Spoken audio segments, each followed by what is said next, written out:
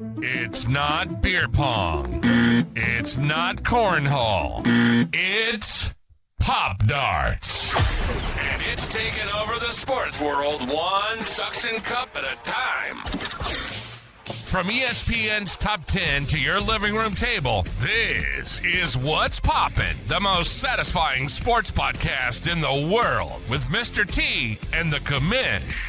The game, the players, the wild moments you can't script, and the laughter that comes with it. Two guys, one league, zero filter. Let's go.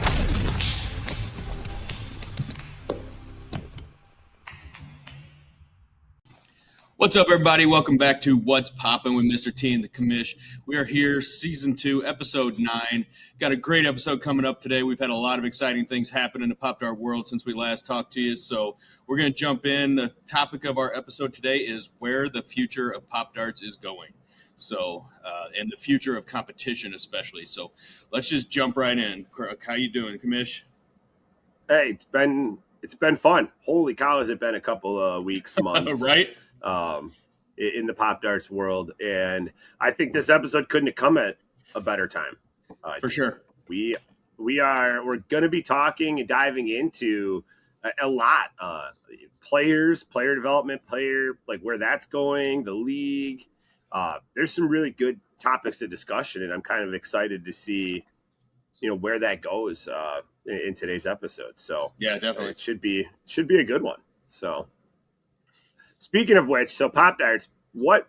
Let's just start kind of big picture, kind of generic, Yeah. What do you think is like holding Popdarts back from maybe I'll call it feeling real, or like a real sport? I won't even ask the question if it is. We've addressed it over and over again on repeat.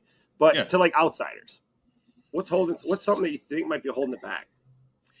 I think the only thing holding it back is just getting it in front of people. I think it's still, for lack of a better term, a garage sport. Even though we've been on ESPN a couple times now, we're still very, very, very new. And most people don't know what Popdarts are. So, we just got to get it in front of people. And that's happening. It's happening every day with social media, with the ESPN specials we've got going, we've got coming up. They're on repeat all the time. I'm constantly getting calls from friends and family like, hey, we're at Applebee's and I see you on the TV, and it's so cool. And so I think just getting the sport out there more, we just had a fantastic tournament that we went to with you down in Tulsa. And, we were down in kind of a lower level conference room at a hotel, but we had random people walking by, popping in, seeing what was going on. And, that's all it is. We just got to get it in front of people, get them to see it, get them to get a dart in their hand, and it's over. This is going to be a weird one for us, maybe a what's popping first, but I have nothing to add to that answer. I think that's exactly what I would say. I really believe that's, the case. And for those that are waiting, for it to feel real or for it to feel like it's, real to the outsiders, it's never going to feel real to the outsiders. And that's going to be the case with any sport. I mean, we could go a mainstream sport. If you grew up in a different country that didn't have the NFL and football, that's going to feel weird to you. Sure. That's going to feel. So the way you get it to not feel weird and feel like a real sport is to make those outsiders insiders. You let them know what's going on. A great example, back to Tulsa, we walked into the knife throwing competition, and those people took us in like we were part of their group, and they were fantastic, and they welcomed us with open arms, even though none of us were throwing axes, but we were sure ready to throw some Pop-Darts with them. And what a fantastic group. What a fantastic so cool. Group. And so cool. A bunch of guys that could throw an axe at you at any time they want, or a knife right in between your eyes, and they're the nicest guys in the world. To plug another sport, if you haven't done it, guys, and have venues in your area, I know this was Waddles. That was the World Axe Throwing, Leagues, national, world champions, world champ. If you guys have an opportunity, go down to your venue and throw. Those people are so welcoming. I nerd out on sports if people don't know that about me. And just listening to them tell me the strategies and what's going on and how they do it, and then to watch the best in the world do it like it's nothing, like it's easy. That was a really fun experience to see, and I would highly encourage people, even if you're at an axe throwing venue playing Popdarts, guys, throw the axe. I mean, it's fun. It's a cool sport, and it's not as dangerous as it looks. People. They've got great safety protocols in line. Just follow the rules and you'll be okay. Now, Mama Z, she's got a secret talent to where she can throw an axe at a wall 15 feet away, and it will come all the way back to her. So that was a cool trick. Yeah, that's a tough one. So, But yeah, fantastic sport. They're great people, very welcoming, and happen to be naturals at Popdarts too. So that part is kind of cool. And what an experience, being down there. And I hope we keep running events like this. I hope these events become more normal. So, what if nothing changed today? Nothing, like we didn't make any wholesale changes. Nothing. What do you think, or where do you think Popdarts is going to be in 2 years? If it just kind of, it just keeps going the way it's going. If it just kind of rode on the wave that it's in right now, I think it's still gonna be big, but I don't think it'll hit its potential if we just kind of let it ride. But I know, and for a fact that that's not going to happen. We've got too many people behind this pushing for it to go forward, and I don't think that it's possible for us to just ride the wave where we got to make our own and keep riding them in. Yeah, and I mean to jump in, time is it's always not on our side as we get older, but for sports it is. 2 years. 2 years is only like 3 weeks away, isn't it? If we blink, it's gonna. I mean, saying we change nothing, it's still gonna grow. It's still gonna be a big sport. We need to understand that having record-setting growth year after year is not sustainable, and that's okay. But time is our friend. Everybody that picks up a Pop Dart, every time I meet a new region and talk to a new region, it's like they're discovering it for the first time, which is kind of fun. They're just discovering it. It's kind of cool, and it's growing. And so, what's going to change is it will go to being more of a household name. It will be something where maybe 2 years isn't the number, but where when you tell somebody, hey, I'm the commissioner of the American Pop Darts League, they're like, oh, I know what that is. They're going to instead of what? Like, what is that? Like, what's happening? So, and I think a lot of that is the passion, behind the players and behind the organizers. And for sure, I think ESPN helps. I do. I tell people this all the time. And we'll jump back to Tulsa. For a lot of people, ESPN can be the goal for premier athletes. That's fine. It shouldn't be. The experience that I had in Tulsa was, tournaments of, right around 40, and I had goosebumps watching all the specialty shots and all the great talent and all the amazing players and the camaraderie and the people that have never seen it, seeing it. And then the good, pros were teaching players that have never played before we set up some side tables, and that's where I kind of see the sport being at its best. And where I feel like the athlete themselves should really be hey, I need to get in a league and I need to get within 60 miles, within an hour of driving from me. I need to get 100 players, because that's when it's magical. It's so cool to see, all those people get together and all of those games being played. And I mean, I went around and just tried to meet and talk to as many people as possible. And I felt like I still couldn't get to everybody. I mean, what did we say? I was terrible at ESPN taking pictures. I was way better this time. And then I turn around and look and I say, we didn't even get a picture together. The whole weekend. It's you just don't have the time to fit everything in. And that's a 40-person event, So I tell people that's what you want. That's what you should be looking for. I was thrilled to death with the Pop Darts media team. So shout out to them. That piece on community it's what we talk about. Exactly. But if you're a Pop-Darts player, if you're not a Pop-Darts player, if you're just somebody that's looking to belong and to have, you know what I mean, a good, you know, sense of, you know, place to go to, a place, you know, people, like-minded people that you guys can get together. This community, man, is that. So definitely, you know, that's where I see, you know, the game going is, ESPN's awesome, but that's not, I would rather see a pop-up tournament like Tulsa happening every weekend in some state. Right. Than 10 more ESPN episodes. You know, like, I think that's where like each of the players can experience what we experienced, you know, what we felt like when we were in Tulsa. And that's where like I said, that's the magical feeling, you know what I mean, of Pop-Darts is that piece of it right there. Yeah. So, you know, I think that's cool. It's very cool. Let's see, what would have to happen for Pop-Darts to feel like it belongs next to major competitive sports? It's the exact, I'll keep this one short. It's the exact answer from the first question today. Yeah.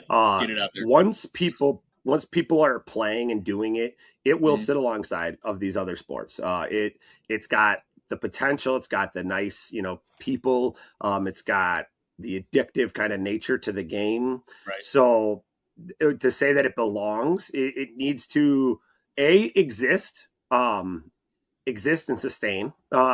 These other sports have been around, so it's impossible to say exist and sustain as a sport that's only a year old. We can't add more years. You can't go backwards and add more years. Right. So the answer is just more people. The more people that play it and do it, and I will go out and I'll make a really bold statement that I had somebody call me today about Pop-Dart. People want to include Pop-Darts in a lot of things, which is amazing, and I want that more than anything. And they were talking about a conference where there may be like a whole bunch of niche sports, like everything from cornhole to spike ball and it's more like you come, like they were describing it to me, I'll use their words, it's kind of like a Comic-Con for like niche sports. Like, so I was like, dude, I would love to be a part of it. That sounds awesome. Pop-Darts fits really well in there. And he was like, well, then he asked me the $1 million question, which you never ask me an open-ended question that you don't have an hour of time for. But he said, well, what would make it successful? What do you, in your opinion, like what makes this Comic-Con, this, you know, this niche sports, a con, whatever, successful? And I said, venues and players, and this is my hot take, is venues and players are drooling at the opportunity to play Pop-Darts and to have Pop-Darts. It is something that a player plays, they want to play again. A player sees it on TikTok, they want to play again. They want where the sport is needing the most is in organizers, is in people that are kind of giving themselves to the sport. This is a shout out to every organizer in every league, every softball captain, every bowling team captain, every, you know, it does not matter. Everybody that organizes a dart league or a, you know, cornhole league, or you guys are the ultimate self-sacrificers. Everything you guys do is for the passion of the sport, and you almost never get anything in return for that. And there's plenty of headaches. There's plenty of headaches and troubles that come along with it. Don't say they don't get anything. They get something. Sometimes they got costs out of their pocket. So it's what I'm getting at is, guys, organizers aren't a dime a dozen. And as our society kind of moves forward and does,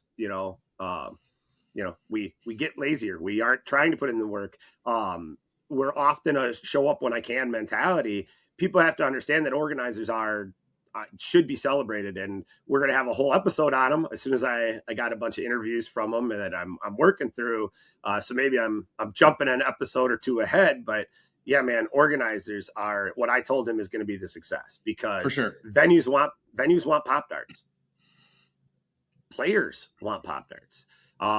If you're an organizer, you've thought about organizing, you want to do it in a group with a buddy, like, guys, do it. Like we need, every sport needs organizers. It's the biggest thing we need for growth and getting it out there. So I think that's huge.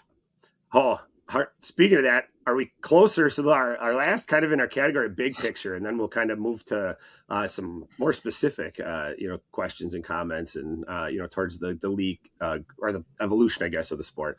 Right. Are we closer to the beginning of the sport, or are we closer to peaking than most people think? I think we're still right at the beginning.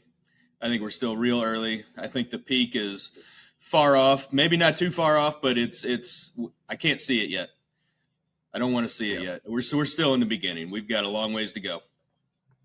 I think so too. I don't. Is it weird to say that the answer to that question, I think, is we are not even at the beginning. Right. That's a little bit weird to say. But there's so much that we're working on to build. We're still in a build the basis and the foundation of a sport where, like for those that don't know, we got our competition committee that's being formed and started. That's going to handle things like, how do I get into this tournament? What are my qualifications? So I have to have a certain number of points. Who gets in? What does it look like when this sport blows up and there's A-level and B-level players, and there's brand new players that are E-level players. They don't want to go into a tournament and play Coal Hunter. So then how we as a competitions committee are setting all the groundwork for, okay, this is going to be a rec tournament, or this is going to be this tournament, or this is going to be that, so that everybody in the community as it grows can play people in similar skill sets, similar stages in Pop Darts, not feel, out of place. And that's why a big part of me kind of thinks that the beginning hasn't even begun. Right. We're still in the pre we really are of this sport. So yeah, it's going to be fun once it's all established and growing and playing, and to have been here at this point, at the beginning part of this will be fun to see. So for sure. All right, let's jump into some player versus league questions. So, do players actually understand how fast this thing is growing, or are they still treating it like league night? I think some of them understand that it's growing fast. I think the average player should treat it like a league night. I agree. In that, go, show up. That's my big thing. If you have a league once a week, show up. That's how you should treat it. Yeah. That's actually what causes the leagues to grow fast. Right. And the guy that's just showing up every week, throwing his darts and heading home is just as important as the guy that's running that tournament, because we need those people. We need them all. Every single part is an important part. And I would tell every player, when you say how fast the league is growing, I don't know. I don't know that every player necessarily needs to care. And that's not me being a jerk. It's just, hey man, show up to league, have fun. If that's if that's a role you want in Pop Darts, that's what you get. Yeah. If you just want to be a player, there's nothing wrong with that. Yeah, and have fun, and yes, have fun. Tell your friends about it. You know what I mean? Throw it at some family events, and it'll catch fire, and it'll catch fire to where another league will form close by, or another league will form, a different night of the week. So I think that's cool. So from a player standpoint, because your player perspective, what would make you take Pop Darts more seriously than you already do? I mean, that's a tough one from you. Maybe put yourself in a general player's standpoint. So, I mean, what would make you take this more seriously than you already do? For me personally, around my area, I don't have any league set up yet. As much as I would love to set up a league for myself and for us, it's just not in the cards right now. Our schedule's too crazy, and I can't add one more thing at this moment. But sure, I'm really trying to. I've talked to a couple people around town. Maybe I might have some people interested in getting started. Some guys that are running cornhole leagues that I might be able to get in side by side with them. So more leagues, more opportunities to play with other people, because right now it's just me and Colton playing in the living room, and not that there's anything wrong with that. We both have great competition, but we just need to get out there and play more. I think that's going to be more. I think that should be the answer for the average player, and that's something that the league, is trying to do, is get more leagues out there, get more, make it more of a household thing where there is a league in your area, there is somewhere for you to go. So, right, That's a good. I mean, I think that should be most players. Take it more seriously as having more opportunities in front of them. For sure. Here's a good one for you. Are we closer to having pros, or are we still just all really good amateurs? I think we're going to be diving into this one big in this episode. There are pros. There are also really good amateurs. Right. And we're going to, I think, dive in. We've got the competitive evolution segment of this and how that's evolving in the future. And we'll dive into the details, but I'll say hands down, they're professional players and there are really good amateurs, and they're different. Those are different players. For sure. So. I know exactly what you mean. Let's see. What separates a top 10 player from a top 100 player right now? Skill or mentality? I'll take one off the board that you didn't give. It's opportunity right now. And I'm not saying that the top 10 players don't have skill or the right mentality. I'm not saying that at all. Right now it's opportunity. And we have, we've heard people, say, hey, I could be that guy. I don't have the opportunity in my area. I could be that guy and I just don't have. That's fine. There's probably some truth to it, So sure. I would say right now where we stand in the league is, opportunity. And I do hear people talk all the time about, Popdarts, favors Florida and they favor, look how much they're doing. And, to that, I would just say, like, guys, I traveled to 3-4 different places in the country kind of at the beginning of my tenure as the commish. And then when I got back home, I watched what had happened and where, and when I left Florida's up to like almost 12 to 15 organizers, somewhere in there, and adding more like nonstop. The state of Wisconsin has 2, and I'm one of them. So like and we're actually what I feel like is on the cusp of growing really big up here too. So guys, there's not favorites being played. Florida forced everybody's hand. They went freaking nuts. And like, I wish that was the case, you know what I mean, in Wisconsin. I wish that I turned around and everybody in Wisconsin was going nuts and I could, celebrate the heck out of that, Right. It's just not the case. So there's no favoritism being played. What it is Florida said, I want to do this. And then they went and did it. I mean, they've got in 1 or 2 towns, they're now up to like 2 or 3 organizers running multiple nights a week in one town. That's awesome. So that just and what it shows those guys are spoiled. Oh, and the people that get to play in those towns, man, are they lucky. Holy cow. Right. How cool is that to be able to be like, oh, I can go Sunday and play over here, and then but I can go to Thursday league over here, and I can like that's amazing. The evolution. So for those that don't, that wonder where it's going, what's going on, look at what Pinellas Park, Florida is doing right now. It's crazy. It's absolute, but it didn't happen because of anything I did. Let's just start with that. Like, it's nothing to do with me. It has nothing to do with what the league did. There was organizers and there was passionate people there that, that went and made that stuff happen. And they pulled that all together. And now I'm watching it and I'm like, I hear stories from so-and-so has been watching for 2 weeks and now they're playing and now they show up every week. And I'm like, that's because they gave them the opportunity. The opportunity existed for them to, to do it, to jump in. So, and speaking of favoritism, you just said this. Speaking of favoritism, I got to jump in on that a little bit. Now, I know for you, being a Wisconsin boy, it's a little cold up there. So I think when Florida invites you down, no offense, Iowa, but I think Florida is going to get the win over some other places from the commish when it's cold season, because I know he spent quite a few weeks down in Florida during the winter this year enjoying some Popdarts. Right. Not gonna. Hey, I'm nothing if I'm not honest. Like I was saying. So go down. They're telling me we're gonna go golfing. I'm thinking of back when I was at Ocho last year.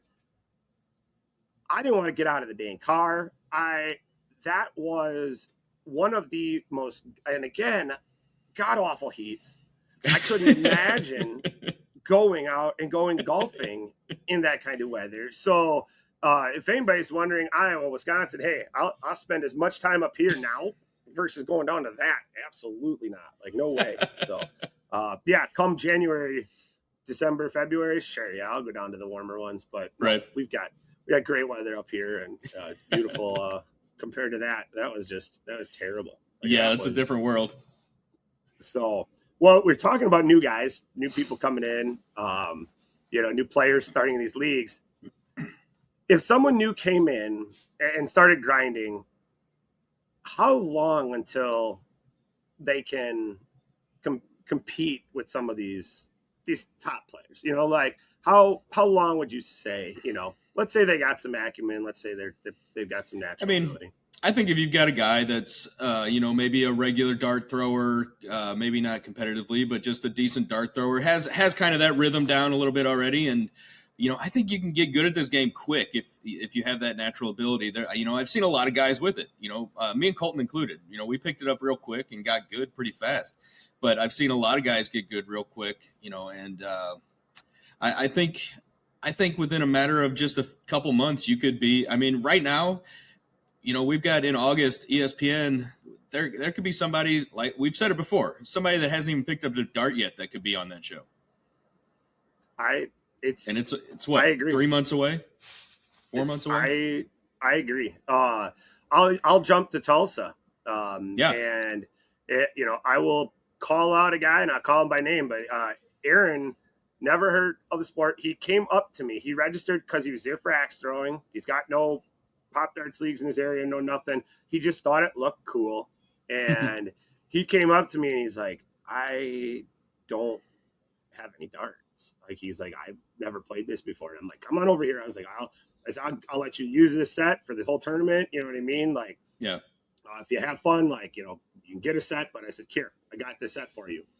He then goes on to beat Cole Hunter in the first round and end up finishing 4th place. And this is a guy that's never thrown a pop dart. He was incredibly talented. So when you say someone came in brand new, if he starts playing pop darts and like says, I really want to be competitive, he has the skill to be ultra competitive in I'll say weeks versus months.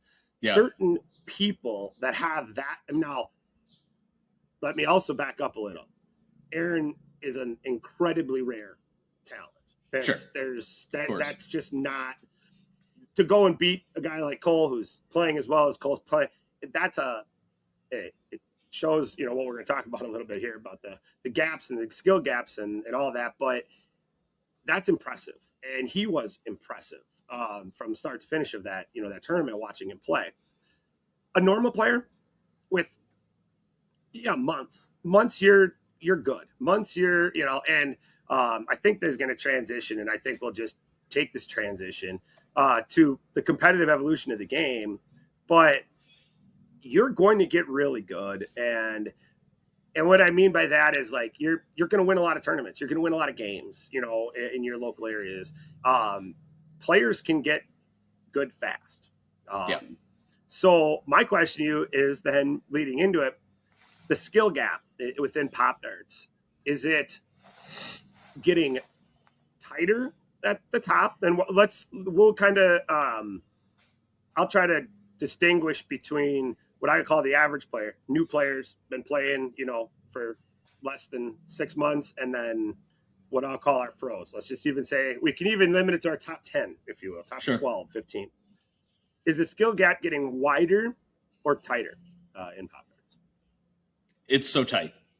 It's crazy. I mean, out of the last top 10 that came out, which incredible, completely agree with it. You have a tournament of those 12 guys. It's a coin toss. I have no idea who's going to win. I couldn't even tell you who the top 4 are going to be. I would say it's actually tighter at the top. I agree with that. I also think that the skill gap is getting tighter at the bottom. And what I mean by that is, okay, if you guys are playing in your local league, the guys that started the league were probably your best 2 or 3 players because usually they have a passion. That's what they jumped in and were doing. Sure. And they're a month ahead of you. Yes. And unless they have evolved into one of these pros, which we'll talk a little bit more about, unless they've evolved into one of those, everybody else is catching up a little bit.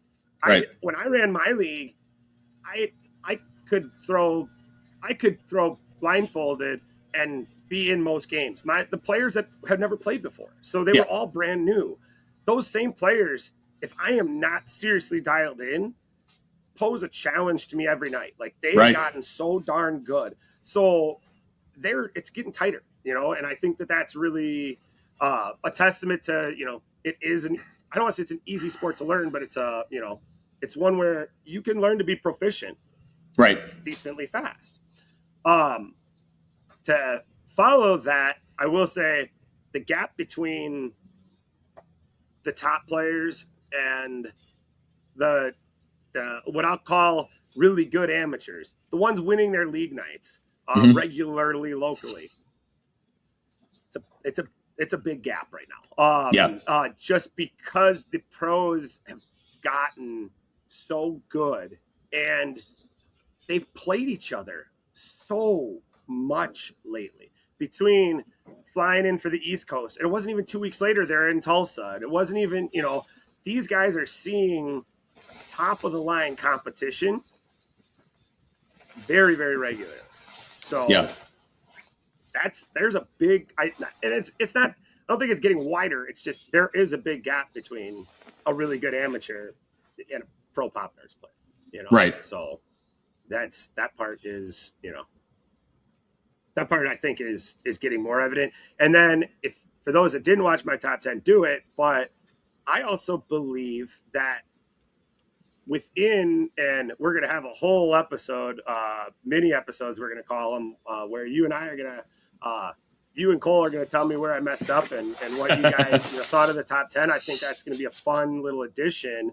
So I won't get too much into it, but I think there's skill gaps, 2 of them within the top 10 itself, where I see where the way that my mind works, I see these players are gapped, or or sorted here. These players are sorted here, and then there's another, and that within the top 10. And I think that is kind of crazy already to see, the evolution and and how that's really kind of come forward, in the game. So it is getting crazy. All right, your player. What's going to matter more? And let's start with the average player, and then we'll answer the same question, top 10. What's going to matter more going forward? Consistency or the big moment shots for the average player playing in their league? Consistency is my answer on that. 2 weeks ago, my answer might have been different, but consistency for sure. You're not going to, the big moment shots are fantastic. They're so cool. They're amazing. They get everybody cheering. They're great. But the consistency is what's going to win you games and win you tournaments and get you on ESPN. That's my new philosophy. Yeah. I think at a league level, at a really good amateur level, consistency is where it's at. Now, same question with, now you got top 10 matchups going on. What are you thinking? You get a room of top 10 players in, and they're all going to play. What's going to matter more moving forward? I'm still going to say consistency. I think those big shots, the big specialty shots, are going to happen with the consistency because we are so target focused. I think those shots will still happen, not as regularly as if you're just going for them all the time, but I think the consistency is going to lead to the big shots. And I think the consistency leading to the big shots will make the big shots that much more exciting. Yep. If it, wouldn't want to lessen the excitement of a teenager because we get too many of them, so I think just staying consistent has got to be, is the key right now. And I would venture to say, if I interviewed and asked that same question to everybody in the top 10, I think I'm going to have some, well, here, I'll do this. I'll give you the answer I already know because I don't even have to ask the guy. Right. Luke Stutzman's going to say the big He's shot. going big There's shots, there's nobody in the world that shoots less for the board and more for the top of the targets than Luke Stutzman. He also happens to be currently the absolute undisputed king of the big shot. Like there's just no doubt. That should be on the back of his jersey, big shots. It's the man's unbelievable for it, and we've watched it. It's cost him games. It's cost him matches. So, but if I asked all top 10 players, I think they would all have a very different and unique perspective on, I agree on that. I mean, I think it's the gap is so tight at the top that some have this mentality that I gotta hit it on you before you hit it on me. Like I can go back and forth with you, but what if you get it? Right. So I think you're going to be seeing a lot more big shots. We saw it in our 6v6 match, and we'll get into some of that recap. But we saw it where being consistent and dominating at the consistent side of things when the competition is that good can sometimes backfire. On you. Yeah. So. It'll be interesting to see how it progresses. I think the easy answer is to say consistency. I think that's the right answer, both at the top and at the bottom, at the average level. Yeah. But it's consistency, knowing that you gotta know it's coming, especially as, the competition goes up. You gotta assume that they're gonna get you. And if you back them into a corner, then they got no choice but to get you. So back a good player into a corner, and then what are they going to do? They got no choice but to attack you. So that's interesting. Oh, here's a good one with the game right now. Do you think the game, and I'll say does it reward the right kind of player now? In other words, are the right players winning right now, or is there something going on within the evolution of the game where we're seeing an anomaly? Or do we think that these style of players are going to continue to, and I'll address why I have that question on here, because somebody asked it and they had a very interesting take on this. I think that the right players are winning right now. I think they are. I mean, you see the guys that are at the top are the guys that are playing, in multiple leagues, multiple times a week, putting in the time, grinding, making all kinds of videos, social media. Not that that's what makes you good, but they're proving that they're out there. I don't see the other people because they're not posting, so I can't say how they're doing. But when it comes to the guys that are posting, and they're the ones that are at the top of the leaderboard. They're just playing a lot. I agree. I think the reason that I asked this question is I had an axe thrower tell me when we were at Worlds, and he said, watch out if the Axeman community gets in, because he believes that they are going to get that good. And I challenged him. He's new. He had never played Popdarts. This isn't an ongoing axe thrower that's been playing for a while. And he just said, they're going to hit those shots more and more. And I'm like, I'm with you. Like, I believe you. Like, I'm watching Luke Stutzman say, this is it. Like, here I go. Yeah. And he's dominating in such a fashion where he loses his games, but not enough that he's going to change his strategy. Like, he's that good. Their argument is people are going to get that good, and you're going to see a ton of special. And I said, I'm not going to say that they're wrong. I don't. I think right now, they're underplaying that the board is a board that you throw an axe into. The target on a dartboard is the target on the dartboard. The cornhole hole does not move. Imagine throwing a cornhole bag, and if you hit it with a little bit too much on the left, the hole moved with you.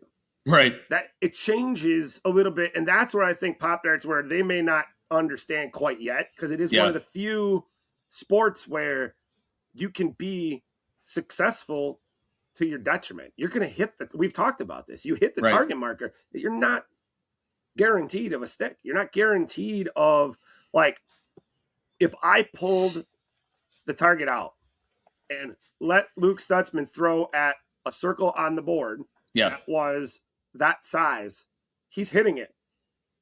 Yes. Most of you pros are, but you guys are hitting it and hitting it and hitting it.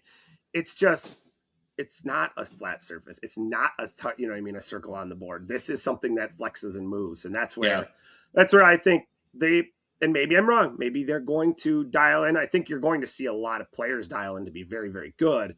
Right. I just don't know that the aggressive nature will, the aggressive nature to the detriment of the consistency. I still think aggressive players are going to be rewarded, but I still think you can get Luke. You could get Luke if you're consistent. On the flip side, and Luke knows this, I was battling and I was beating Luke. I was doing really good nickel and diamond Luke and felt like I was kicking some major butt. And that man hit, 2 T-knobbers against me in what I felt like was, otherwise I was like, and Luke knows I love him, but like, I felt like I was dominating. Like I was really like, I think I might've been up 6-0 or 7-0. And then he got a couple, then I got a couple more, then he hits a T-knobber. And then I battled back like 3-4 more points. So like, I'm in control other than the T-knobber, and then second T-knobber, bye-bye. Like, go sit down. I know it. I'm like, what do you, like, he's that good. And again, that wasn't the only game that weekend he hit 2 T-knobbers in. Right. That's right. It's ridiculous. I mean, it is. It's ridiculous. So, all right. Florida versus Midwest. These guys, I mean, some of these guys just watched the episode, just waiting for probably, for this one. So, what's your general thoughts on Florida versus the Midwest? Well, I learned a lot. I've been stuck in my bubble of throwing in the living room with Colton and Mama Z, and I highly underestimated the skill of of all these guys. Wow, these guys are good. It's so awesome. I'm so happy to see that everybody out there is working and just killing it at these Popdarts because, like I said, we don't have leagues around here. We don't play other people a lot. You can watch them on TV and or on the streams, but that's not the same as playing against them. So just getting out there playing with these guys, just the iron sharpens iron. I learned so much from that tournament, and I've been stepping up my practice a little bit because I need it. So for those that don't know, so we lost officially with 2 games of no meaning, but we lost officially 15-21 out of the 36 games.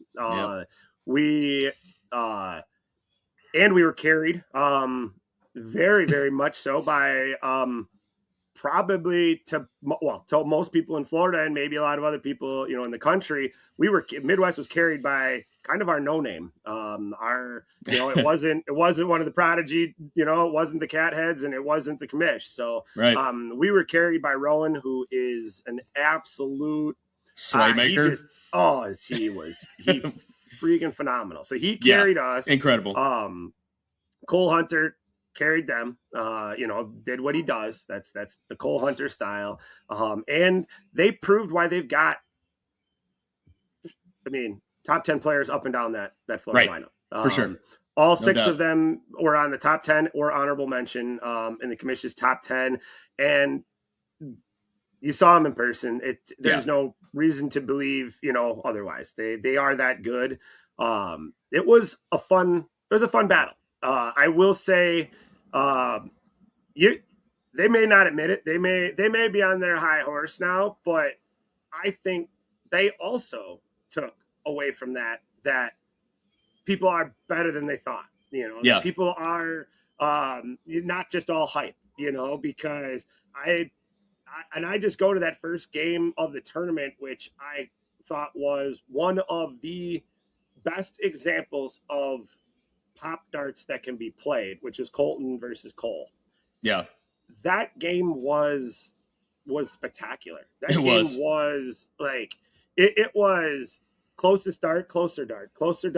Like those two were back and forth playing the game so incredibly tight, like to the point Colton went up. I think he went up like 16-6. I think he went up I 10 believe at so. one point. Yeah. And Cole gets closest dart. Colton went to get closer, but got too close and bounced it. So he bounced, I think, a lippy. And then Cole with last dart shot tower and hit it. Right. 8-point swing, big moment in the game, big momentum, you know what I mean, changer. And it just shows how tight that was amongst the top players. Like it was and we could go to matches like that up and down, you know, our lineups. Like it was crazy. So there are guys like, I mean, Derek and I went, so Derek for Team Florida and me went 2-4, and it's no indicator of some of the most impactful games that either one of us played. I mean, I think Derek got Colton. He got Colton in a game because I told Colton I'm sorry because Derek had lost to me, and I know he was pissed. Nobody wants to lose to the commish. But then he goes and beats the Prodigy. So it's like, it's crazy how that ebb and flow went of that tournament. You know, which region looked more dangerous? You know, that day Florida was on fire. Yeah. They were, no doubt. They were doing like it's almost like they as a team were so well balanced. Like they were. They let Cole play consistently and win, but then Luke could be as ultra aggressive as he wanted. I mean, he had an inchworm tee knobber. He had 2 tee knobbers against me. He had another team. So it's like, all right, you know, hey, hats off. That it was awesome. It was so $1 million question. If we ran it back, does the results change? Just do things change if you run it back? Yes, for me at least. I play a totally different game next time. I just think, and I think they'd be foolish to say otherwise. Do I still think they could come in and beat us? Sure. Oh yeah, absolutely. This is the thing about those players is I don't think that there's any doubt in my mind that they could get us again. There's a good chance Rowan doesn't win 5 games for us next time. There's a good chance everybody. I mean, Colton was 2 darts away from being 2 numbers on the other side. 2 darts, not 2 rounds, not 2 darts away from 2 victories. So when you talk about the best playing the best, when you talk about, you know, that kind of stuff, it was, you know, it was cool to see. It was. What would you mark as the biggest difference between the Midwest and Florida players? Man, those Florida guys are just so their consistency is just unreal. You know, and that comes from all their league play. You know, they're used to playing against each other for point. You know, me and Colton, we play each other for the YouTube, but most of the time we're going for the big shots because we're trying to get, you know, clips and shorts, and you know that's what people are there to see. You know, half people watching NASCAR are there for the wrecks. You know, so their consistency is just, it's unreal. They're just dialed in. I mean, you put that 3-inch circle around a target, they're throwing all 3 darts in there. It's I would say that's honestly, and it's actually probably a testament to them. And what I'll say by that, or what I mean by that is, they had Rowan, and maybe I'm going to draw way too much of a conclusion from this, but Rowan would be the only one of our guys that I would consider more of a league player than I want to hit the big shot player. And he did surprisingly well. And maybe it's because he kind of understood that game. It's a similar game to what they play. Versus they had one guy that I would call 2. Gary loves to hit the towers. His loves it. So they had 2. Yeah, he does. So that weren't necessarily playing, you know, I guess I would call it a league style or an APL style, you know, game. And I think that they proved that they're good at that. You know, they proved that, like, I have not been playing for position A and then doing this and doing that. Like, they showed it. So that it was really cool. It was a really fun opportunity to play them.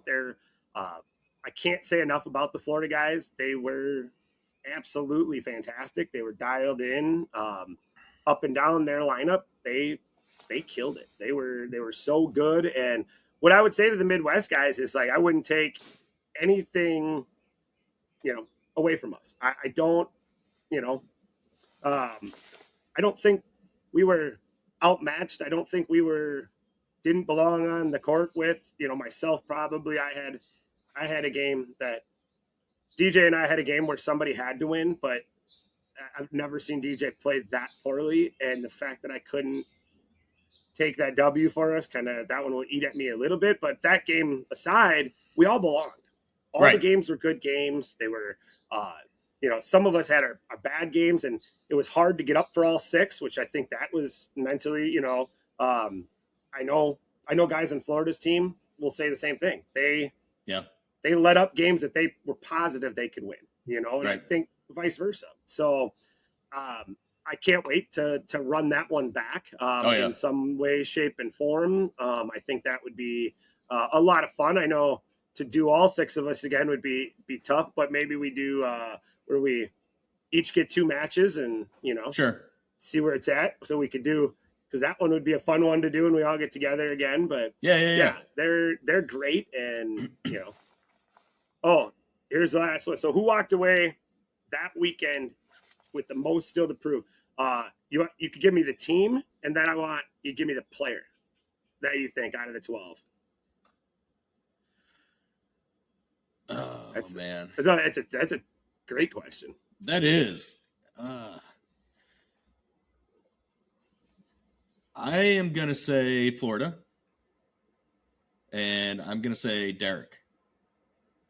Okay. I think he needs to prove it to himself still. I think Derek's very hard on himself, and I think he just he's such a good player. I mean, I saw him have a bad game, and his next game he came right back and just dominated, and he just it took him a minute to get out of his head, but he did it, and it worked. And yeah, I think Derek's going to be a very dangerous player very soon. I think Derek has the same thing that Luke does sometimes, where they talk themselves out of their elite status. I don't think that any of us that are watching him play think that they're anything but elite, but I think they do. I think that's a great take on it. And I think Derek, I think it's only to yourself, buddy. That's my take on Derek, because you watch Derek do something like, go 2-4, and then he would either get like second or third in I think he got like third place, and then in the big team event that had all the guys in there. Yeah. Like he goes through and just wallops everybody out. It's like, he is that good. Derek is, Derek's good. I'll say, don't be so hard on yourself, Derek. Oh God, no. And I would say, who walked away with the most still to prove? I'm gonna say that answer is, I'm gonna pick a guy from each team, and for the same reason is, I think Cole and Colton walked away with the most to prove. And I've said this. I know that I know West Coast wild card's gonna come at me at this. I know the winner of the last chance qualifier is gonna come at me for this. Somebody tell me how this is not a 2-horse race for nationals. I just watched Colton and I watched Cole, and those two are that good. And I watched their matchup against each other. I watched a lot and those two are that good. So when it comes to like who still has the most to prove, like this is tough. And when you're at the top, I think it's tough. I told Cole that one time. I said, dude, you got it a lot harder than I do. I'm the commish. I don't have to, like, I get to have fun. I get to watch. I get to talk about you guys playing. You guys at the top have to stay at the top or compete or stay sharp to be at the top. So yeah, I would say Cole and Colton. And in terms of most to prove, I think as a team, the Midwest. I think the team as a Midwest team, we walked away knowing like, hey, not that we necessarily have to go to more league games or go to more tournaments or do that side, but we have to understand that those guys are doing that. Those guys are at league night once a week. They're already planning their third conference event of the year, in May and June. So like these guys are playing, they're traveling, they're competing, they're excellent. So as a team, I'm going to say the Midwest, and I'm going to follow that up by saying Midwest as a whole, guys. Like all of us, like we can play with those guys. They're good, but I'm up here. I see the talent in the Midwest. I see the talent in our leagues. I see the talent in in Blake's leagues and in Iowa and Kyle in Indiana and these guys. Kansas City is coming up with big leagues and big players right now, and I would say, guys, you got to go down there and show them we can play. Show them we can compete with them. They're good.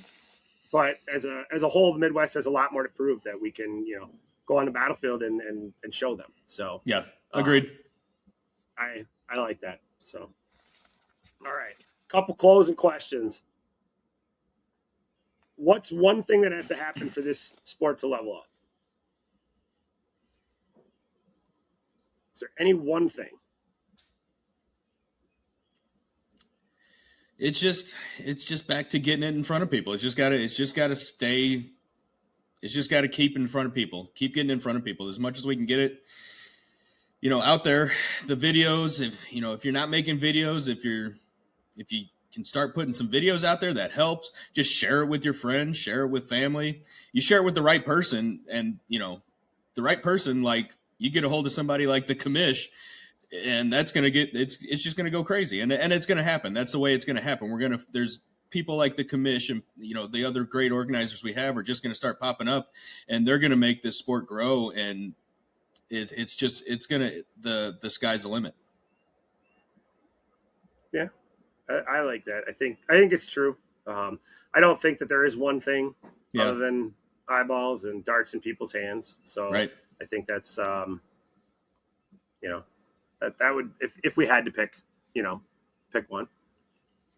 Yeah. So, all right, I got two more. And I don't know if you've got any more, but I got two. This one, we both got to answer. We don't even have to give a reason if you don't want to.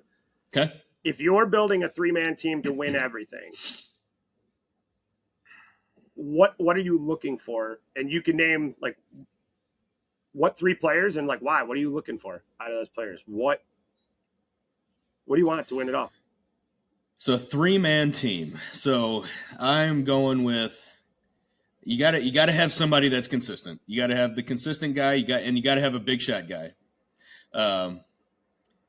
And then you need a guy that's kind of can do it all. So you're making me pick a 3-man team. Yeah.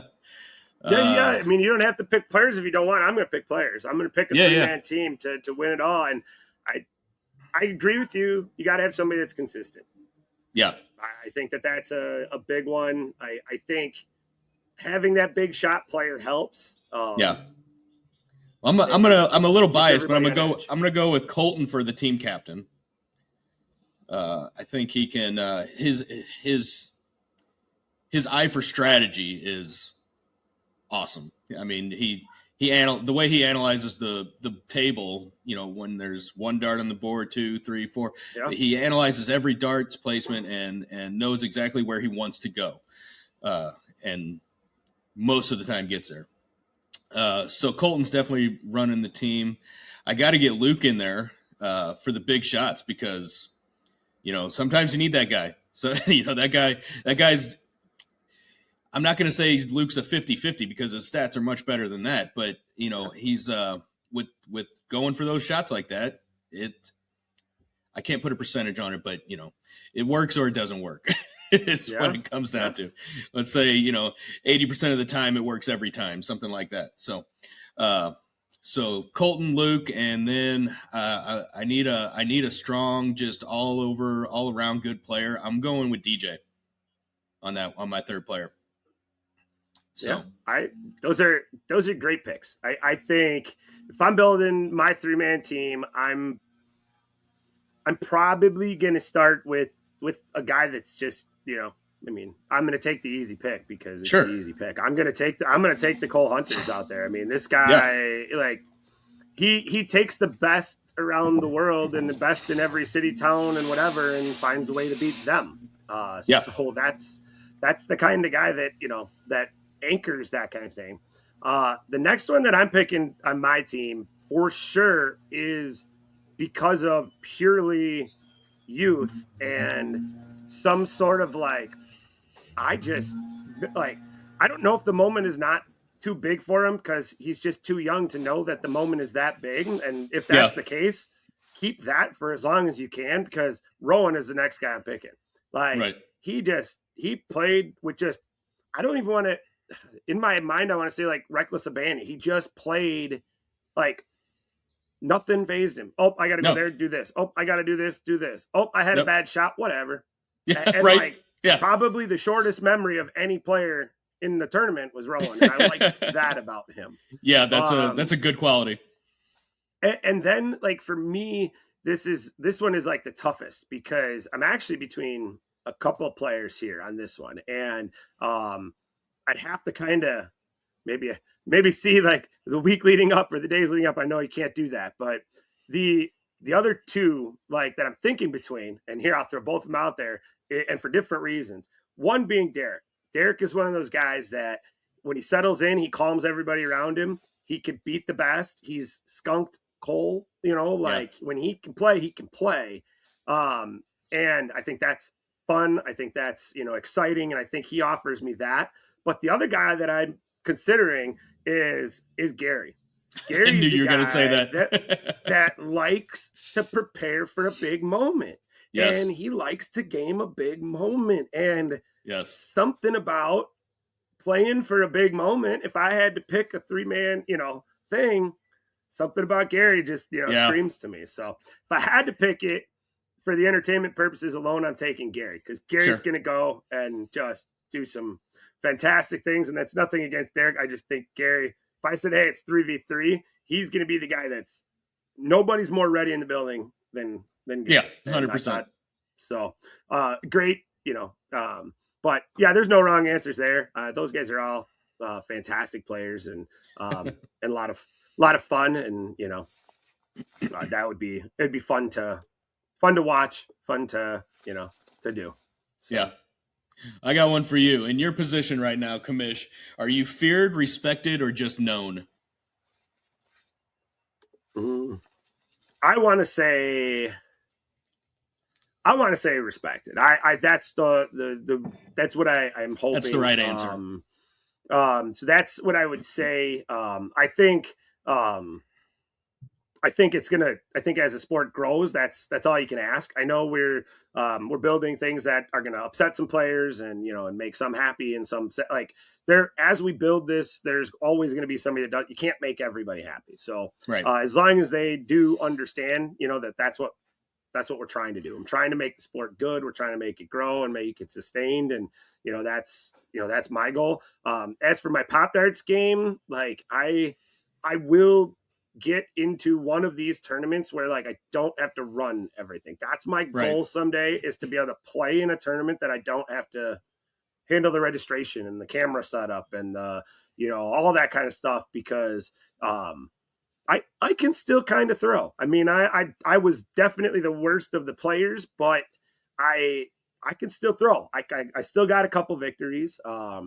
So I still battled with Gary in the game of towers. So Gary and I were playing a game that didn't matter, and we said we were going tower, and we threw our first, second, and third dart often at the tower. And we both had a tower in the game, so it was a lot of fun to do that. But I can still play.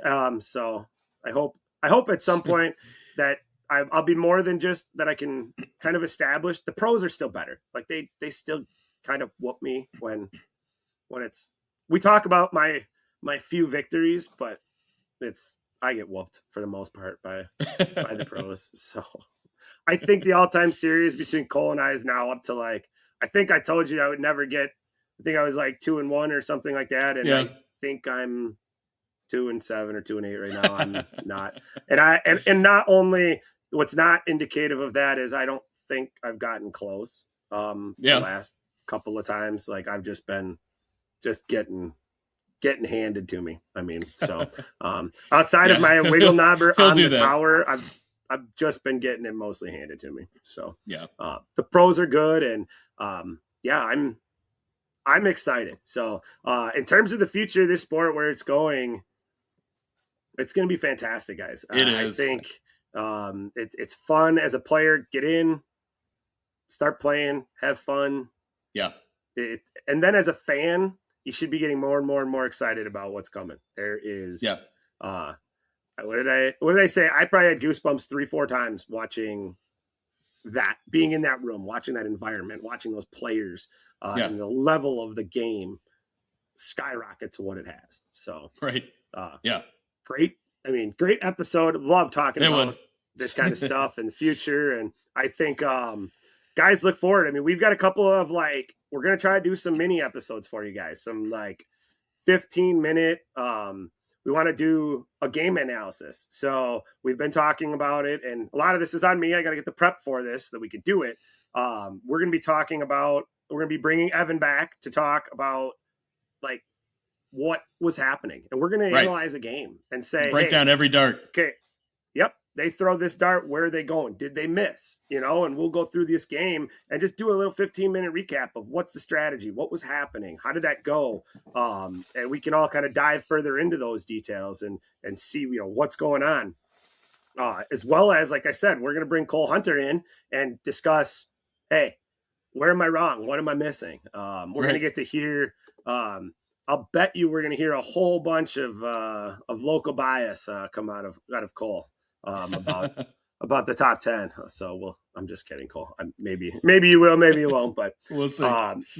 It's going to be fun, but letting other people come in and just voice their opinion so that I can tell them they're wrong is what it should be about. And I think it'll be a lot of fun. So absolutely. I'm excited for a lot of the stuff coming, guys. And July 11th, guys, the West Coast Wildcard is coming up faster than we think. So that one will be really exciting. That'd be really exciting to see 8 players from Midwest to West Coast playing for a chance to go to Ocho to face. I'm looking forward to it. Off with Cole Hunter, which is a game in itself, guys. If you didn't know that was coming.